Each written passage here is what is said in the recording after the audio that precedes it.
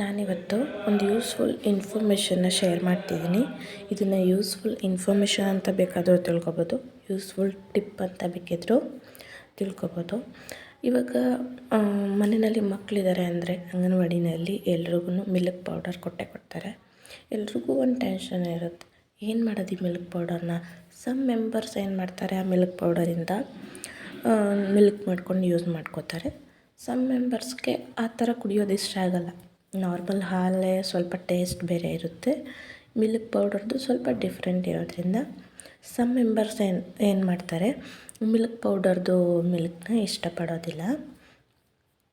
ಅಂಥವರಿಗೋಸ್ಕರ ನಾನು ಒಂದು ಯೂಸ್ಫುಲ್ ಇನ್ಫಾರ್ಮೇಷನ್ನ ಇವತ್ತು ಶೇರ್ ಮಾಡ್ತಾಯಿದ್ದೀನಿ. ಮಿಲ್ಕ್ ಪೌಡರ್ನಿಂದ ಏನೆಲ್ಲ ಮಾಡ್ಬೋದು. ಸ್ವೀಟ್ಸ್ ಮಾಡ್ತಾರೆ ಸಮ್ ಮೆಂಬರ್ಸು, ಸ್ವೀಟ್ಸ್ ಮಾಡ್ಕೊಂಡು ಯೂಸ್ ಮಾಡ್ತಾರೆ. ಸ್ವೀಟ್ಸ್ ಇಷ್ಟ ಇಲ್ಲ ಮಾಡೋಕ್ಕೆ ಅದರಿಂದ ಅನ್ನೋರಿಗೆ ಏನು ಮಾಡೋದು, ಮಿಲ್ಕ್ ಪೌಡ್ರನ್ನ ಮನೆಯಲ್ಲಿದೆ ಏನು ಮಾಡೋದು, ಅದನ್ನ ಮಿಲ್ಕ್ನೂ ಮಾಡಲ್ಲ ನಾವು ಸ್ವೀಟ್ಸ್ನೂ ತಿನ್ನಲ್ಲ ಅನ್ನೋರಿಗೆ ಒಂದು ಯೂಸ್ಫುಲ್ ಇನ್ಫಾರ್ಮೇಷನ್ ಇದು. ಆ ಮಿಲ್ಕ್ ಪೌಡರ್ನಿಂದ ನಾವು ಮೊಸರು ಮಾಡ್ಕೋಬೋದು. ಯೂಸ್ಫುಲ್ ಅಲ್ವಾ ಇದು, ಚೆನ್ನಾಗಿರುತ್ತೆ ಆ್ಯಂಡ್ ಈಸಿ ಕೂಡ, ಪ್ರಿಪ್ರೇಷನ್ ಕೂಡ ಈಸಿ ಇರುತ್ತೆ. ಹೇಗೆ ಅಂದರೆ ಒಂದು ಗ್ಲಾಸ್ ವಾಟರ್ನ ತಗೊಂಡು ಅದಕ್ಕೆ ಫಸ್ಟು ಒಂದು 2 ಟೇಬಲ್ ಸ್ಪೂನ್ ಮಿಲ್ಕ್ ಪೌಡರ್ನ ಹಾಕೊಳ್ಳೋಣ. ಮಿಲ್ಕ್ ಪೌಡರ್ನ ಹಾಕಿ ಚೆನ್ನಾಗಿ ಮಿಕ್ಸಪ್ ಮಾಡೋಣ. ಚೆನ್ನಾಗಿ ಮಿಕ್ಸಪ್ ಆದಮೇಲೆ ನೋಡ್ಕೊಳ್ಳಿ ನಿಮಗೆ ಎಷ್ಟು ಬೇಕು, ಮಿಲ್ಕ್ದು ತಿಕ್ನೆಸ್ ಎಷ್ಟು ಬೇಕು ಅಂತ ನೋಡ್ಕೊಳ್ಳಿ. ನನಗೆ ಹಾಲು ತೆಳು ಅನಿಸ್ತಾ ಇದೆ ಅಂದರೆ ಇನ್ನು 1 or 2 ಟೇಬಲ್ ಸ್ಪೂನು ಮಿಲ್ಕ್ ಪೌಡರ್ನ ಆ್ಯಡ್ ಮಾಡಿ ಚೆನ್ನಾಗಿ ಮಿಕ್ಸಪ್ ಮಾಡಿ ನೋಡ್ಕೊಳ್ಳಿ ನಿಮಗೆ ತಿಕ್ನೆಸ್ ಎಷ್ಟು ಬೇಕಾಗುತ್ತೆ. ಈ ಥರ ನಾವು ಮಿಲ್ಕ್ ಪೌಡರ್ನಿಂದ ಮೊಸರು ಮಾಡುವಾಗ ಮಿಲ್ಕ್ ಸ್ವಲ್ಪ ತಿಕ್ಕಾಗಿದ್ರೇ ಮೊಸರು ಚೆನ್ನಾಗಿ ಬರುತ್ತೆ, ತುಂಬ ತೆಳು ಮಾಡಬಾರ್ದು. ಇಷ್ಟು ಸಾಕು ಅನಿಸುತ್ತೆ ನನಗೆ. ಸೊ ನಾನು ಅದಕ್ಕೆ ಇಷ್ಟಕ್ಕೇ ಸ್ಟಾಪ್ ಮಾಡ್ತಾಯಿದ್ದೀನಿ. ಇವಾಗ ಈ ಹಾಲನ್ನ ಚೆನ್ನಾಗಿ ಕುದಿಸ್ಬೇಕು. ಚೆನ್ನಾಗಿ ಕುದಿಸಿ ಫಸ್ಟು ಚೆನ್ನಾಗಿ ಅದು ಕುದಿಯೋವರೆಗೆ ಚೆನ್ನಾಗಿ ಹೈ ಫ್ಲೇಮ್ ಕೊಟ್ಟು ನೆಕ್ಸ್ಟು ನಾವು ಲೋ ಫ್ಲೇಮ್ ಮಾಡ್ತೀವಿ. ಯಾಕಂದರೆ ಚೆನ್ನಾಗಿ ಅದ್ರದ್ದು ಕೆನೆ ಎಲ್ಲ ಚೆನ್ನಾಗಿ ಮೇಲೆ ಬರಲಿ ಅಂತ ಹೇಳ್ಬಿಟ್ಟು ಚೆನ್ನಾಗಿ ಫಸ್ಟು ಹೈ ಫ್ಲೇಮಲ್ಲೇ ಕುದಿಸಿ ಅದು ಚೆನ್ನಾಗಿ ಕಾದ ನಂತರ ಒಂದು 5 ಮಿನಿಟ್ಸು ಲೋ ಫ್ಲೇಮಲ್ಲಿ ಇಡ್ತೀವಿ. ಅದ್ರದ್ದು ಚೆನ್ನಾಗಿ ಎಲ್ಲ ಕೆನೆ ಎಲ್ಲ ಮೇಲ್ಗಡೆ ಕಟ್ಟಲಿ ಅಂತ ಹೇಳಿಬಿಟ್ಟು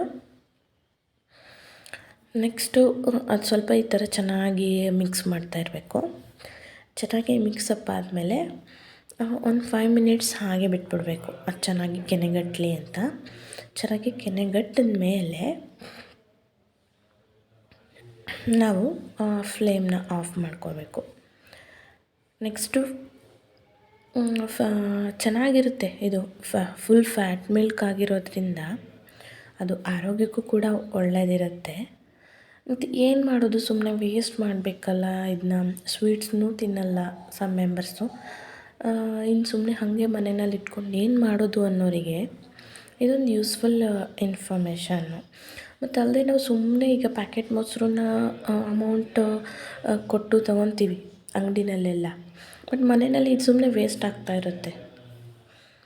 ಆವಾಗ ನಾವು ಏನು ಮಾಡಬೇಕಾಗುತ್ತೆ, ಈ ಥರ ಮಾಡಿಕೊಂಡ್ರೆ ನಮಗೆ ದುಡ್ಡೂ ಸೇವ್ ಆಗುತ್ತೆ ಆ್ಯಂಡ್ ಒಳ್ಳೆ ಹೆಲ್ದಿಯಾಗಿರೋ ಮೊಸರು ಕೂಡ ಸಿಗುತ್ತೆ.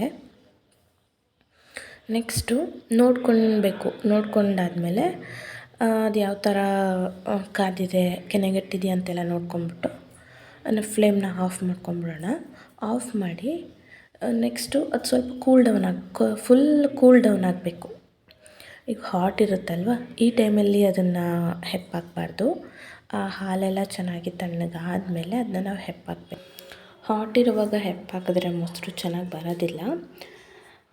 ಒಂಥರ ಮೇಲೆಲ್ಲ ಒಂಥರ ಆಗಿಬಿಡುತ್ತೆ, ಒಡ್ದಿರೋ ಥರ. ಹಾಗಾಗಿ ಮೊಸರನ್ನ ಹಾಟ್ ಇರೋ ಟೈಮಲ್ಲಿ ಯಾವಾಗಲೂ ಹೆಪ್ಪಾಕಬಾರ್ದು, ಕೂಲಾಗಕ್ಕೆ ಬಿಡಬೇಕು. ಅದು ಕಂಪ್ಲೀಟಾಗಿ ಕೂಲ್ ಡೌನ್ ಆದಮೇಲೆ ನಾವು ಅದಕ್ಕೆ ಹೆಪ್ಪಾಕಬೇಕು. ಇವಾಗ ಕೂಲ್ ಡೌನ್ ಆಗಿದೆ. ಈಗ ನಾನು ಅದಕ್ಕೆ ಮೊಸರು ಆ್ಯಡ್ ಮಾಡ್ತಾಯಿದ್ದೀನಿ. ಸ್ವಲ್ಪ ಮೊಸರನ್ನ ಆ್ಯಡ್ ಮಾಡಬೇಕು, ಜಾಸ್ತಿ ಹಾಕಬಾರ್ದು, ಸ್ವಲ್ಪ ಮೊಸರು ಹಾಕಿಬಿಟ್ಟು ಸ್ವಲ್ಪ ಚೆನ್ನಾಗಿ ಶೇಕ್ ಮಾಡಿಬಿಟ್ಟು ಅದನ್ನ ಇಟ್ಬಿಡಿ ಓವರ್ ನೈಟು. ನೋಡೋಣ ಇವಾಗ ಯಾವ ಥರ ಬಂದಿದೆ ಅಂತ. ನೋಡಿ ಎಷ್ಟು ಚೆನ್ನಾಗಿ ಬಂದಿದೆ ಮೊಸರು. ಸ್ಪೂನಲ್ಲಿ ತೆಗೆದು ತೋರಿಸ್ತೀನಿ. ನೋಡಿ ಎಷ್ಟು ತಿಕ್ಕಾಗಿ ಎಷ್ಟು ಚೆನ್ನಾಗಿದೆ. ಮೊಸರದ್ದು ಸ್ಮೆಲ್ ಕೂಡ ತುಂಬ ಚೆನ್ನಾಗಿ ಬರ್ತಾಯಿದೆ ಆ್ಯಂಡ್ ಹೆಲ್ದಿಯಾಗಿ ಕೂಡ ಇದೆ. ನಾವು ಪ್ಯಾಕೆಟ್ ಮೊಸರು ತೊಗೊಂಡು ಸುಮ್ಮನೆ ದುಡ್ಡು ವೆಚ್ಚ ಮಾಡೋದಕ್ಕಿಂತ ಇರೋದ್ರಲ್ಲೇ ಈ ಥರ ಮಾಡಿಕೊಂಡ್ರೆ ಚೆನ್ನಾಗಾಗುತ್ತೆ.